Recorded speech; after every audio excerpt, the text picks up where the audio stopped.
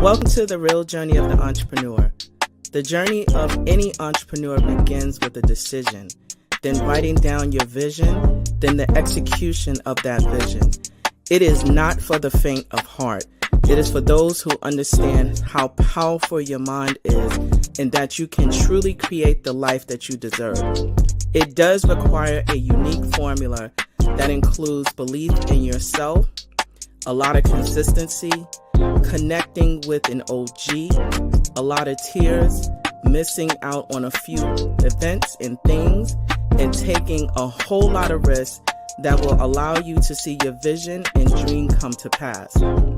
This journey of the entrepreneur is from the perspective of a wonderful mother, a business owner, whose goal is to break generational barriers and normalize the process of wealth building and financial wellness through entrepreneurship, all while creating a social and give back along the way.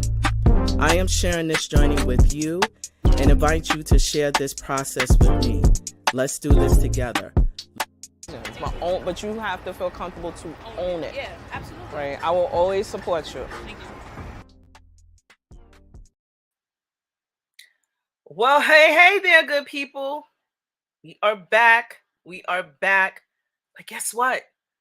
I'm bringing some new friends with me for season number 3. I am really excited to have you join, and I want to welcome you to the real journey of entrepreneurship. Yes, I was in there in the video.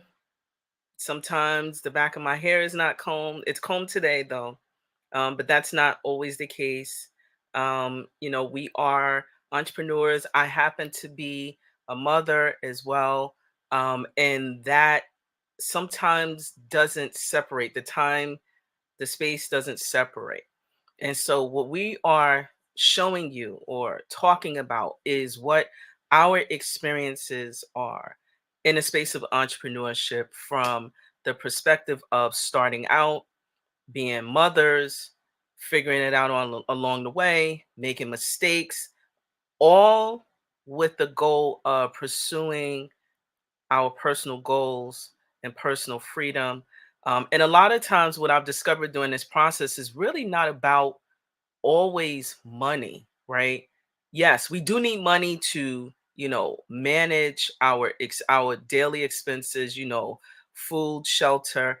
But the reality is, most of us are doing this to maintain a lifestyle of maybe, like in my case, I have a little person who is also I report into her. Yeah, I know y'all seen the little person around, but it's really to have flexibility to be able to pick her up from school or to, you know, um, have like more outdoor time with her.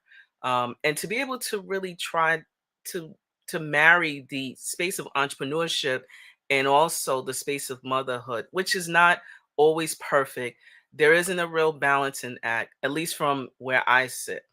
I just know that every day I do my best and make sure that as I am providing, food, shelter, and contributing to my household, that I'm also delivering excellent client service, showing community love, and making sure that I am sharing my gifts and my talents with this world. So, welcome to the journey. I am really excited to have you join us today because, as I always say, I have the best seat in the house where I get to interview other entrepreneurs and to have them share their journey with you. And today is no exception.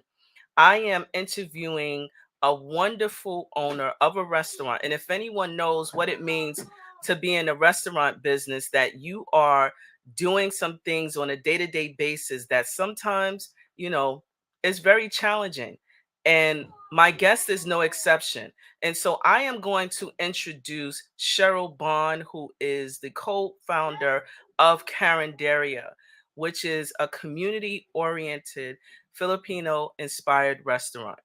So you're not just going to take my word, you're going to see Cheryl. Hey, Cheryl. Hi, How Anita. are you? Good. Nice to see you. Nice to be seen. So, I definitely want to have you, just talk a little bit about your business, what you do. Um, just tell us a little bit about what you do in your business. Sure. Thank you, first of all, for having me. And I love these kind of chats. So, sure. I can tell you a little bit about my business. It is a very small, as Anita mentioned, community oriented, casual, Filipino inspired restaurant. And my role, so I am the co owner of the restaurant with my husband.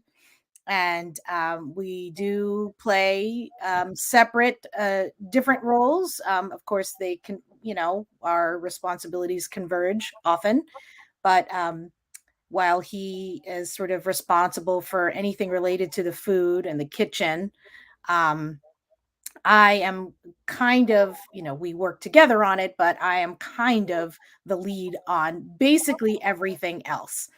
And the thing that I really truly enjoy about it is, and I think beautiful pictures. the I think the term you used was community engagement, and that's the part that I truly enjoy, because I don't see it as just a restaurant, right? It's really a carinderia. So carinderia in the Philippines is like a canteen, or like a casual, like roadside eatery, and so it's really a gathering place. And a lot of what I enjoy doing, and what I'm responsible for doing at the restaurant, is really creating that sort of sense of community when you come through that door.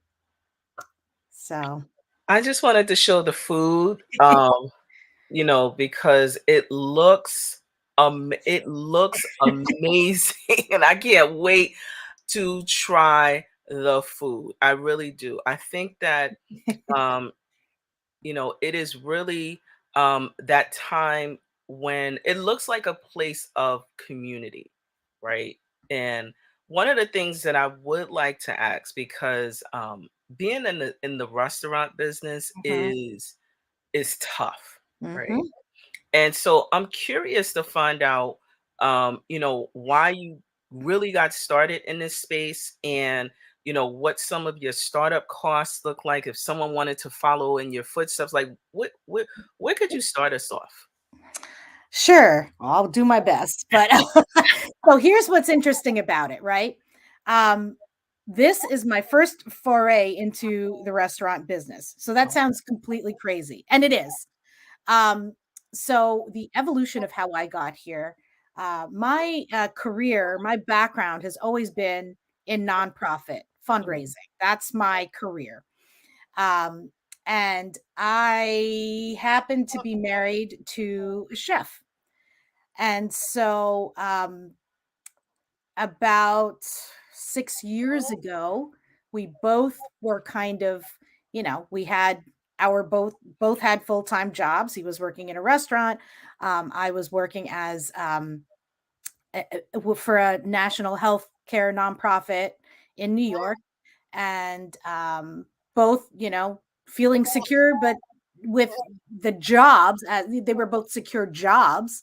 But both of us were kind of in that midlife crisis stage where we knew it was probably time to move on. And I know I don't want to speak for him, but I know for myself, um, I kind of stayed longer than I should have, because I was afraid. I was like, I am making really good money. I have two kids. Why would I leave this job? mm, And it was comfortable. I had been there for a long time, and I knew the job, and I enjoyed it. I enjoyed the people. Like, there was like really nothing um, on the surface that would have, made me become an entrepreneur. Like, I was way too scared. Like, we always had this dream, but I'm like, there's no way I could do that. I can't do that. I'm not smart enough. I don't know the first thing about it. I never owned a business before. Um, but here's what happened. We were both in the midlife crisis. I said, well, I'm secure in my job. I make a good salary. You go first. You know exactly what you want to do. You know that you want to open a restaurant. So I'll keep my job and I will support you and I'll help you when I can, but go for it. Like, follow your dream. So that's what he did. He quit his job and then started working on, laying the foundation for this restaurant, the concept, the business plan, everything, doing all the things you have to put in place. And then about a few months, I guess that was in the summer. And then by that fall, guess what happened? I got laid off. So, yeah, yeah. And it's funny because, well, it's not funny. It wasn't funny at the time, but, it's like it was what probably should have been terrifying was, but it was equal as terrifying as it was equally liberating because I was like, I have no choice now. Like I felt like it was this sign from the universe that like this is what we were supposed to do, you know? So and I had a little bit of a cushion so I could take the time to help my husband with the restaurant. And that was the goal. I was like, I'll help you. And then once, because I was completely, both of us were completely naive. I think had we known more, we probably would not have done this. But sometimes that's good, right? It's Right. just like, what you don't know, you just go for it. At this point, we're driven by the dream and the passion, and like lots of other people do it, so why not us, right? Mhm. And so, but then it was always my intention that I would go back to doing something else, right? But here I am 5 years later, still very much involved in this restaurant, like a lot by my own, design. Like I'm sure I could, but it's very hard to leave it, right? It's your Mhm. baby. And Mhm. we refer to it as our third child, right? We have two human children, and this is our third child. So that's what happened. We were in a place where it was like there was literally nothing holding us back at that point, right? Like we had a financial cushion for a little while, and no other thing that we felt passionate about except this. So we were like, let's just do it. So that's what happened. Wow. Neither of us had ever owned a business.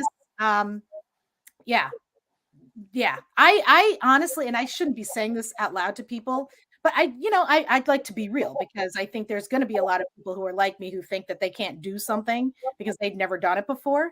I'm not saying it's easy because it's totally not. It's not easy even if you know what you're doing. But, oh, I can't even remember what I was gonna say. I lost my train of thought, but but yeah, I just think yeah, here we are. No, I think I like how you said a couple of things that I really want to, re-elevate. The fact that you didn't have like a blueprint. It was, your husband just so happened to have, this gift, right? Just so happened to and the other thing that I want to also mention too is that you had, like, even though it may not seem like a plan, you're like, okay, had a conversation with your partner, husband, now business partner, Mhm, right? Which, I'm going to ask some questions about that because um but you had a plan. You said, I'm going to, work here, to make sure that we have resources, which, by the way, if you're stepping into the space of entrepreneurship, I just so happen to be in this space full time. And I have to tell you that budgeting is critical, right? So you got to have a conversation with your spouse, your partner, who you're going in business with, and also it's okay to keep a job, right? So don't think that you have to like make the complete leap if you don't have anything to support your living, your lifestyle. Then you will wind up being in a lot of trouble, and you don't want to add additional stress to your dream experience, because as mhm, Cheryl mentioned, it's not easy, and it's mhm. not for faint of heart. It's just not. It's not Cheryl. It's not. It is So not. I want to. So you are in business with your husband. Yeah. What is that like? Just Yeah. in terms of like, how do you break up the honey-do list from business work to honey-do list at home, like, that's a whole navigating in itself. Yeah, I mean, I think, on the one hand, I have to say it's funny. People will always think like, "Oh, having a chef in the family, what a cool thing. You must get all these gourmet meals at home." No, chefs don't cook at home because they're never home. So, on the one hand, while it does seem crazy um, to be working together, it actually made it better because otherwise we would have opposite schedules and it's really hard. Okay. So, and we've actually spoken, we have other friends who are partnered and also business partners, and they say, "Do you guys constantly talk about work at home?" And we're like, "No, because once we get home, our kids own us," right? Like you were saying, yours is the boss, and at home, we are not the boss anymore.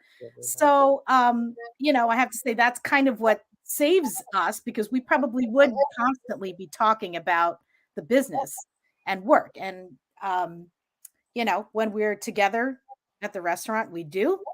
And of course, outside of being in the restaurant, we do. But, we have other responsibilities in our lives that force the boundary. Mm, But yeah, but it is hard. I mean, I think, I mean, the good thing is we have very different skill sets.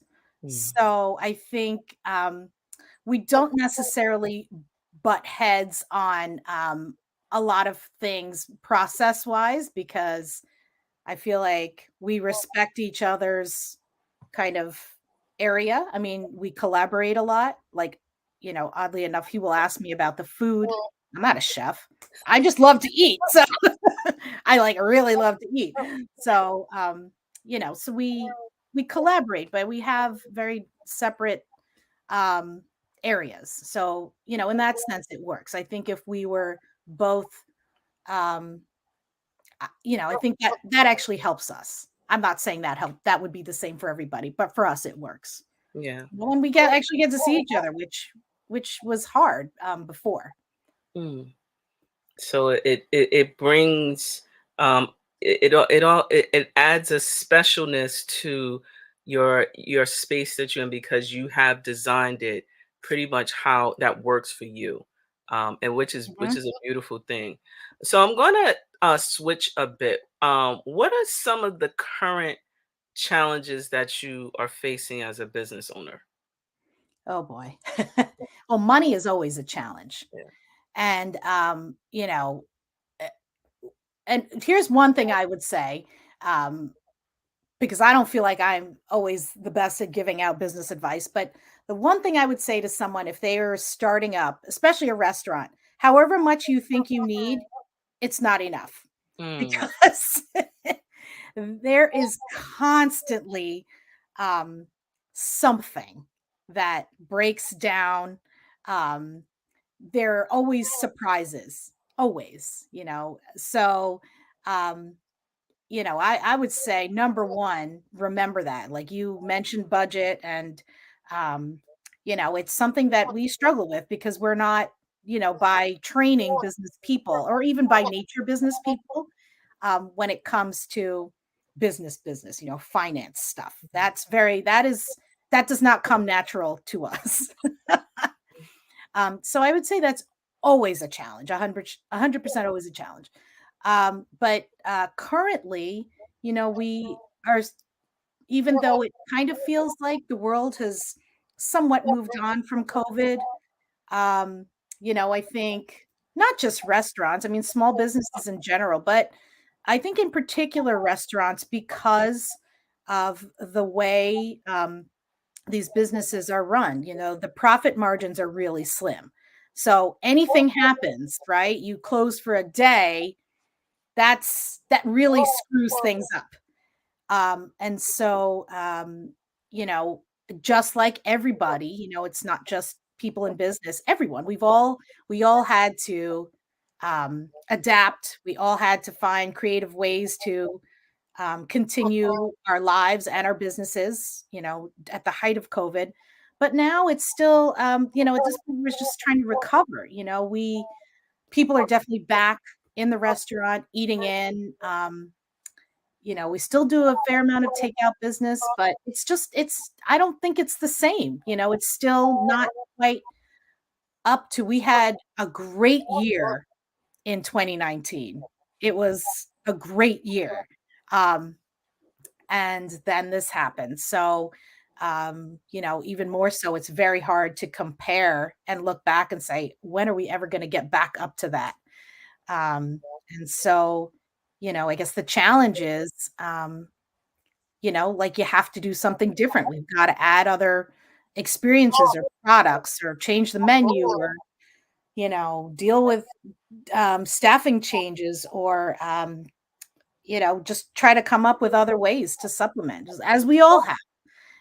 So I would say though those are kind of the biggest challenges. And another one, I'm just going to keep going on, but I think a key challenge as well is that staffing is still an issue, and I think this is definitely true a lot across a lot of industries. But um, in some ways, it speaks to kind of I'm thrilled that we as a society have gotten to this point where we're like, you know what, I'm no longer going to do things that I don't enjoy. Like we all had time to reflect, and people made major changes in their lives, and um, so that has affected what people do for work.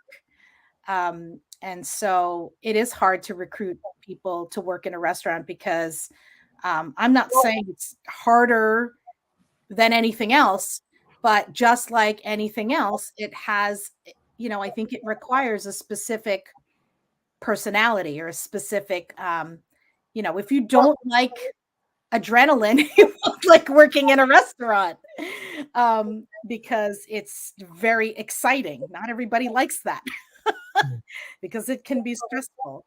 Um, so yeah, I would say those are, the main challenges is, it's always money, but it's finding people um, and just trying to get back to trying to look at what, uh, trying to reconcile, this is what it used to be. This is where we need to be going forward, but we're not working in the same context anymore. So what does that look like going forward? Yeah, that I can definitely agree. While I'm not in the restaurant business, I do like to eat. So, and it takes away from, and allows for me to, not cook. You can support that way. But one of the things that, I was listening to you as you were, describing, your experiences that, you know, you have to have the willingness to jump in sometime and try things. But also, I also know that you have, wife, mother, your Cheryl to yourself, and also you do a lot of community servicing. So you do wear another hat. And it's almost Mhm. like you're fueling and feeding, that nonprofit side that you, have the skills to do. So would you describe your wearing your other hat as executive director of the Arts Council of Rockland? Sure. What does that look like for you? And how do you even balance, the multiple layers of things that you do? So you're in the restaurant, you're supporting there, and then also you have this other space where the community is a part of your that fuels you. Yeah. Yeah. Thanks for asking. So, I guess I was just hesitant to leave behind, even though I feel like a lot of the skills from my, nonprofit career translate into, being in the front of the house at a restaurant because it's still about connecting with people. I definitely didn't want to lose, um, the skills and the career that I had built. I no longer, I'm probably gonna, I don't know, never say never, but, I didn't want to be back and commuting into the city every day. I just didn't think I would be able to do that after having a taste of not doing that. Um, and so I knew that I wanted to do something within my community. Um, Luckily, the job that I have is very flexible. And so a lot of the work that I do for the Arts Council of Rockland really is just, um, it's a lot of it is just making connections in the community. And the mission of the organization is simply to support and advance the arts in Rockland County. So um, I'm just involved in creating programs and opportunities to support and promote artists. So that's what we do. Um, and luckily, I have a very supportive board. And the job itself is flexible. I work remotely a lot of the time. And when I'm not in my home office, I'm out in the field meeting with people, or, just being out there in the communities. So, uh, even though it's a separate hat and a separate job, um, it's still just as much rooted in my local community as, being the owner of a restaurant is. So I never realized that a lot of it would a lot of it converges, um, at times. It's good in a lot of ways. I really feel like, and it's funny because I went from having really no life locally, even though I had kids, and when you work in the city, when you're commuting, um, it's very hard to be a part of stuff, right? Like I wasn't going to stuff at school, I wasn't, involved in things. And when I lost my job, and one of the things I had decided, even though I didn't know what I was going to do next, was that I really wanted to be more local and be around. And I think, you've used the term flexibility earlier. And I think that's really um, one of the great things. It can be a good thing and a challenge, is the flexibility that you have as an entrepreneur. I needed, it's nice to have the extra income, um, but because I can schedule the work that I do for the restaurant, and we're not open during the day, except on the weekends. So I have, I can do other work during the day. So that's good. But I think when it comes to flexibility, um, it is great to have the opportunity to pick my kids from school, or meet them at the bus stop. But it's also a challenge because you're in charge of that time, and it's critical to use the time wisely, and that's something I struggle with. I think anyone who's a parent, especially, um, can understand, right? It's really, uh, some people are better at it than others, but I don't think I'm particularly great at time management. It's a thing that I constantly struggle with. But I know when I have to get something done, I just got to make it happen. But yeah, it's not easy, as you know. Yeah, I yeah, it's about, for me, especially now, prioritizing things that I know that I need to get done. Hmm. So there are times when I am on very little sleep, which is not responsible, and I don't want to, you know, promote that. But sometimes, because I have a little person who, needs me still. Hmm. They're gonna always need us, but like she really Hmm. needs me. We have to, schedule playtimes and go out and explore, things that I didn't really do within my childhood. Hmm. It's really important to me. So the flexibility of, knowing that I can do really good work. Sometimes I have to do it overnight just because, it doesn't happen like that all the time. But there are times when I really know that I need to get something done. And also knowing, right, as an entrepreneur, how you work, right? So for me, where I'm most creative is when I'm in complete silence, right? For others, they may need the radio, they may need this, they so I have to work, especially if it's project and time sensitive. I have to work when the house is completely quiet. Hmm. Or, when she's going back to school, I'm gonna plan to spend time, in a co-working space so that I can get a different environment. Or sometimes I move around at home. Like there are things that, you have to do to create your special sauce or to create your creativity and know how it works.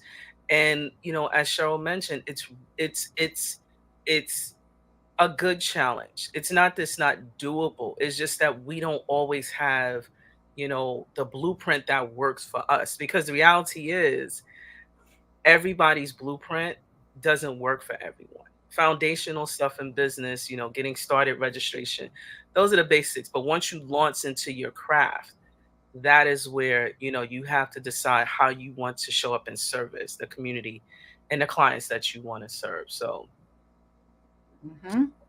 So Cheryl, you gave a lot of tips, right? In terms of, you said that but you gave some really good tips. Like if someone wanted to um think about starting in the restaurant business at, the foundational level, what is some advice that you can offer them just based upon what you've learned so far? I Number one, don't do this by yourself. Mm, Seek out people who have been there, who can help you. Um, it's not you. There's no need to reinvent the wheel. There are many people that, because you're still going to make mistakes no matter what. So I think the most important thing is talk to people who have been there. And you, at least you're not starting from, a blank slate. And what I find is that people who have been there are more than happy to share, because it just comes easily for them to talk about. I mean, I think, just like this, like you said, I wouldn't have any tips. Like I could talk about this for hours, and I still feel like I don't know what I'm doing. But it's we so don't do it alone. I mean, I think the first step for us was, we went and got a business advisor, and there are local, there are, I mean, in this group alone you can find someone, more than one someone, who can help you. But there's also free resources out there. We went to our local, small business development center, and got a business advisor, and it was so important, from basic things like, creating a budget, and making your business plan, things that we knew we had to do, but it helped keep us accountable. And I it didn't feel like we were alone. So I would say, number one, don't do it alone, because it's not, there's no reason to. There's just no reason to. and you also mentioned, making sure that you talk to others and seek out, resources, Hmm. business advisors in this specific case, to help you navigate your process. Hmm. Anything else you want to add? um Probably. um, and don't be discouraged. I think, don't be afraid to, try things, because it's the only way that you're going to find out what works for you. Like, on the one hand, I am going to say, seek out, some help and talk to people who have been there. But your business is unique, and you're unique. So again, don't feel like just because somebody else, because people have given us advice and we're like, that doesn't, we'll take what we need.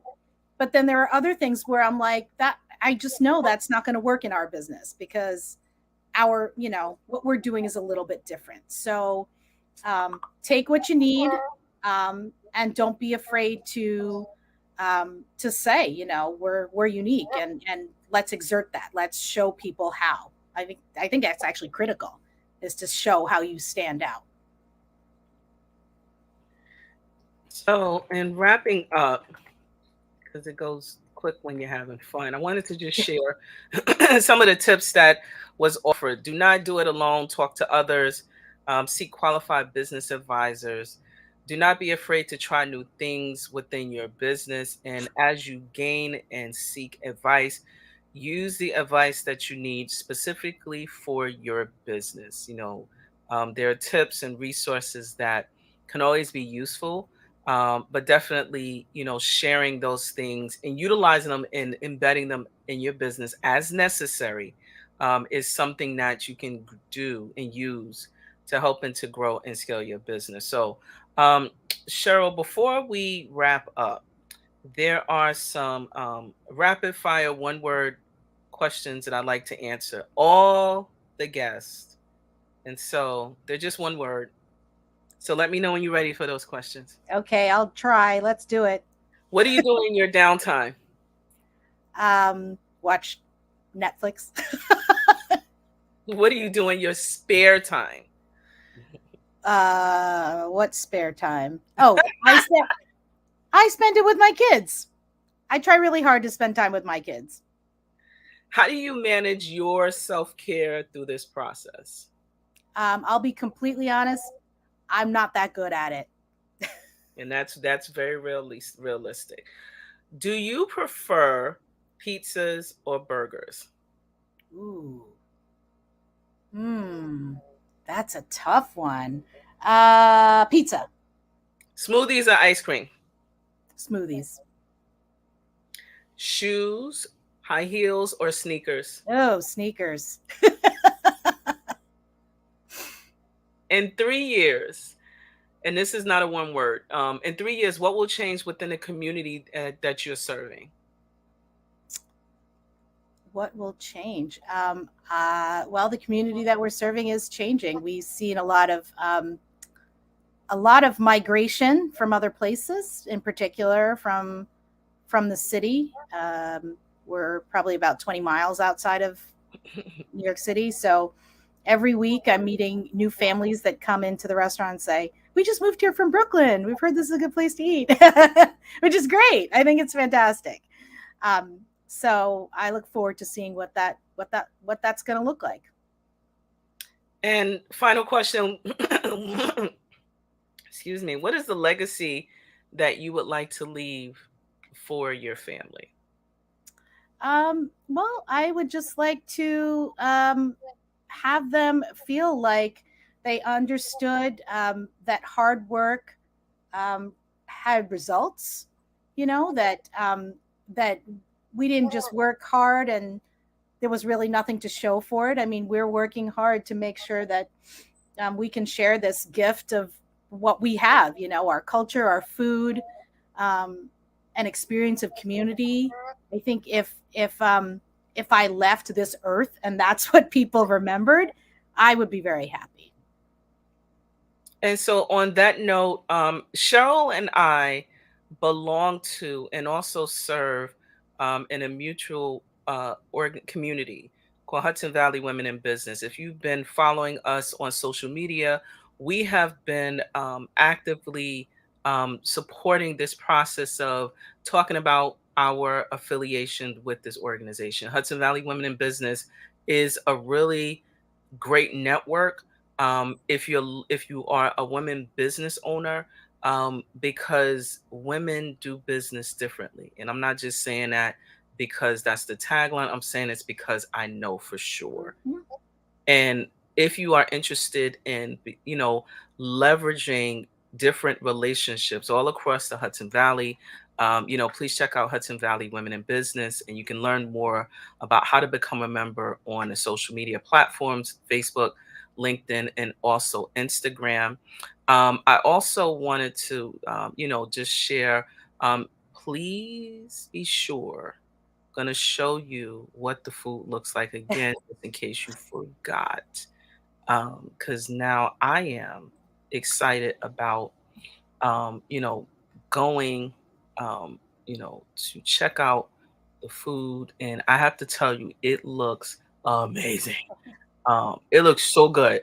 And yeah, I am definitely going to take my little person, aka my CEO, for the opportunity, because the one thing that, again, as we're talking about this space of entrepreneurship, what that looks like is the ability to be able to try, support, and this will be, exposing my little person and really also myself, because I think I may have had, food um, from this culture, but I don't. It escapes me. So this will bring me back as a reminder of the food. But the food looks amazing. So Thank just you. as a reminder, please be sure to check out.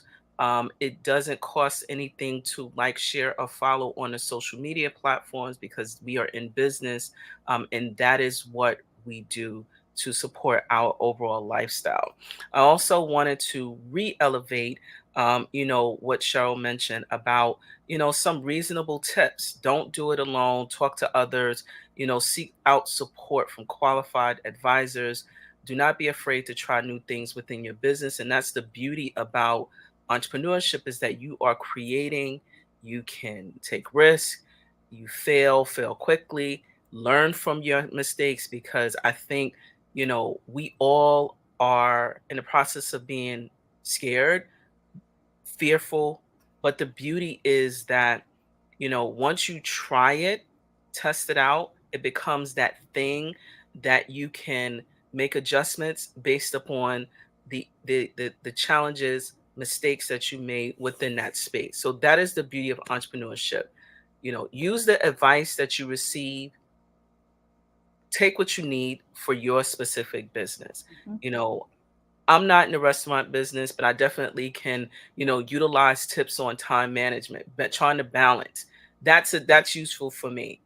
If I want good food, I know where to go now. So on that note, I want to thank you so much, Cheryl, for taking time out of your day. Thank you. It has been a joy, just talking with you. And look forward to sitting down and breaking bread with you because it looks really good. I can't wait.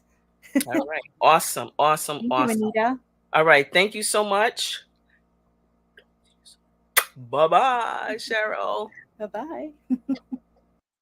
And so again, it is really amazing when you have other entrepreneurs who are willing to come and share their story. It is really about having conversations and exchanging what's necessary and needed. So I definitely want to show and share, information about where the restaurant is located. It is in Nyack. I actually had my business brunch in Nyack, and if you've never been to Nyack, it's beautiful. And so definitely while you're there, check out Carinderia.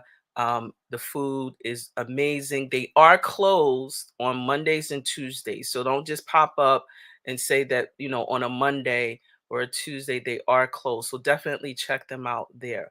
Also wanted to share that Cheryl brought up some very valid points about, as you're starting out, sometimes that you do not have all of the resources. So if you're looking for, opportunities to be mentored through SCORE, I'm also a coach there. The only thing that I always like to say, right, because again, we're wearing multiple hats. We want to support our business community. When you book one of us through SCORE, there is a wait, but the wait is well worth it. And it does give you time to invest, to work on your business. And when you book a coach through SCORE, there is no charge. And there are a number of organizations and local EDCs. There are a number of chambers of commerce that exist within the five boroughs, upstate New York. They all exist. Some provide, they are member fee based, but they also do provide uh, free events and services as well. Also, wanted to mention as well, we are members of Hudson Valley Women in Business. Again, there are levels and layers that you can boost your engagement. This specifically is one that supports women business owners. So if you're interested in, collaborating and also connecting with other small business owners, that is an opportunity to do so. And I wanted to just share as well, if you're looking for some of the services that 11375, you can find us all on the social platforms where you can check us out there. And on that note, I want to thank you for, sharing and following the real journey of the entrepreneur.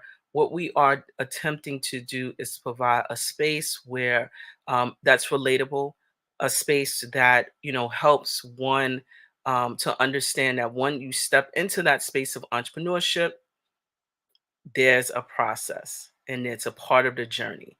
And so look forward to having you, really participate, support. Please like, share, and follow us on social media. We're there. Um, and on that note, talk to you soon. Welcome to 11375. My name is Anita Pierce, and I am the owner of a New York-based MWBE certified business consultancy. We focus on business education for startups, and we also connect mid-sized companies, corporations, community-based organizations, and government agencies to foster affordable solutions that will allow your business to flourish. We elevate the awareness of our communities with regards to financial, mental, and also economic wellness. Some of our services include project management, training and facilitation, stakeholder engagement, and also advocacy within the business community. If you're interested in some of our services or all of them, please do not hesitate to reach out to us. We're on all of the social platforms at 11375, or you can check us out at our website at 11375.com. We look forward to supporting you and your business goals.